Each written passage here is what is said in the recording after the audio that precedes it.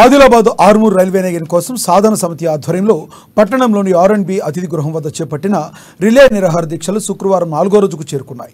రాజకీయ నాయకులు, ప్రజా సంఘాల ప్రతినిధులు సంఘీభావం ప్రకటించడంతో ఆందోళన మరింత ఉధృతంగా మారుతుంది. రిలే దీక్షల్లో భాగంగా స్థానిక ఆర్టీసీ బస్టాండ్ వద్ద రాస్తారోకో చేపట్టి నిరసన వ్యక్తం చేశారు. రైల్వే లైన్ సాధించేంత వరకు తమ పోరాటం సాగుతుందని రైల్వే సాధన సమితి జిల్లా కన్వీనర్ నారాయణ యాదవ్ తెలిపారు. రైల్వే లైన్ మంజూరు ప్రొసీడింగ్ను రద్దు చేయాల్సిన అవసరం లేదని, దాన్ని సవరించి బడ్జెట్ పెంచాలని డిమాండ్ చేశారు. బీజేపీ ఎంపీ, ఎమ్మెల్యేలు ఈ విషయంలో తక్షణమే స్పందించి అఖిలపక్ష నాయకులను ఢిల్లీకి తీసుకెళ్లి ఈ సమస్యకు పరిష్కారం చూపే విధంగా ప్రత్యేక చొరవ తీసుకురావాలని కోరారు. లేని పక్షంలో వివిధ రూపాల్లో నిరసనలు కొనసాగిస్తామని స్పష్టం చేశారు.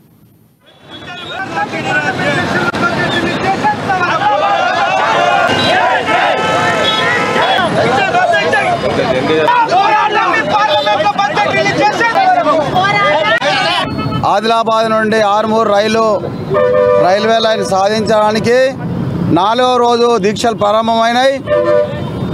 మరి ఈరోజు రాస్తారోకో పెద్ద ఎత్తున నిర్వహించడం, ప్రజా సంఘాల మద్దతు తెలపడం, అన్ని వర్గాల ప్రజలు కూడా మా ఉద్యమానికి మద్దతు తెలుపుతున్నారు.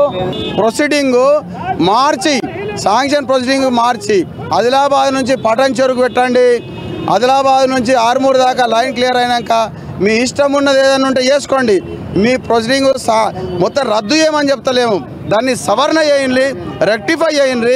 ఆ డబ్బులు ఎట్టి పరిస్థితుల్లో సరిపోవు, అక్కడనే అయిపోతాయి.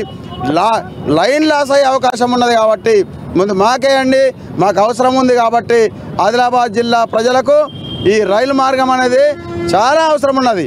అందరూ కూడా రావాలి, కలిసి రావాలి. ఇప్పటికే చాలా సపోర్ట్ దొరుకుతున్నది జిల్లా వ్యాప్తంగా. ఇంకా రానున్నటువంటి రోజుల్లో బాగా బలోపేతం అవుతుంది. ఇక్కడ ఉన్నటువంటి ఎంపీ గారు కానీ, మరి ఇక్కడ ఉన్నటువంటి ఎమ్మెల్యే కానీ, మళ్ళీ వేరే పార్టీలు కూడా సహకరించి అవసరమైతే అఖిల పక్షం ద్వారా